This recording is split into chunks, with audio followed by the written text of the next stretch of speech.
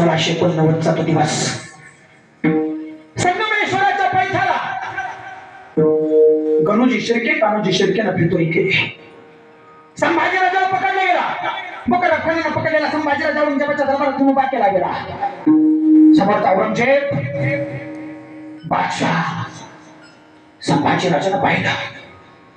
संभाजीराजाचे डोळे औरंगजेबाचे डोळे एकमेकाला भिडले आणि चपकन जसा सूर्याचा भास व्हावा तसा औरंगजेबाने स्वतःचे डोळे खाली घातले. तेच डोळे, तीच नजर, तीच नजरेची ताकद. 9 वर्षाचा होता संभाजीराजा. औरंगजेबाच्या दरबारात शिवाजीराजा सोबत कैद्यात होता. हेच ते 2 डोळे ज्या डोळ्यांना प्रश्न केला मी. प्रश्न केला औरंगजेबानं, संभा तुझे डर नाही लगता आम्हाला? नहीं लगता तुझे डर हमारा? 9 वर्षाच्या छवेला उत्तर दिलं. औरंगजेब हमें किसी का डर नहीं लगता औरंगजेब, हमें किसी का डर नहीं लगता, बल्कि हमारे वजह से सबको डर लगता है. 9 वर्षाचा संभाजीराजा उत्तर तेवढंच ताकदीचं आहे. तेच डोळे आता 32व्या वर्षी संभाजीराजाच्या औरंगजेबाच्या दरबारात उभे आहेत. काय करावं? औरंगजेबाला सांगितलं, संभा बोल, बदलतोस का धर्म? बदलतोस का? संभाजीराजानं सांगितलं, पकडलं म्हणून काय झालं रे? अरे पकडलं म्हणून काय झालं? कुत्र्या पुढे भाकरी टाकल्यावर कुत्र्यासारखी शेपटामध्ये आमची जात नाही एवढी आमची.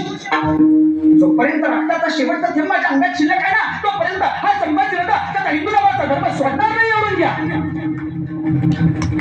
सांगितलं रे औरंग्याला घालून रागाला चिडला औरंग्या. पकडले संभा को, आखे निकाल दो इसके आके बहुत चला चले. पकडला गेला संभाजीराजा. 100 पैसे फुटाला तर त्याला कोणतं सळ्या हातात होत्या. सळ्या राजाला कळलं सळ्या डोळ्यात घुसणार. राजाने डोळे बंद केलं. भिवून जिलात नाही रे. डोळे बंद केलेल्या राजाला दर्शन घेतलं. आऊसाहेबांचं आबासाहेबांचं. डोळे मिटलेल्या राजाचं दर्शन घेतलं.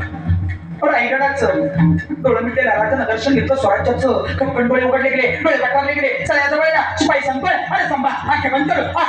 संभाजी राजा म्हणतोय, भिजतोय सुनाले काय डोळ्यात? कचकन सळ्या डोळ्यात घुसल्या. व्हिएतनामचा कल्लोळ झाला. कधी बाहेरनं फिरून येत असता एखादं चिरट डोळ्यात गेलं तर आम्हाला डोळ्याला किती यातना होता बाई. डोळ्यात खूप ती आमच्या गोष्ट. अरे सगळ्यात मानवी शरीराचा सगळ्यात नाजूक भाग ज्याचं नाव आहे डोळा दादा. त्याच डोळ्यात माझ्या संभाजीराजाच्या कचकन सळ्या घुसल्या. माझ्या राजाला काही वेदना झाल्या असते.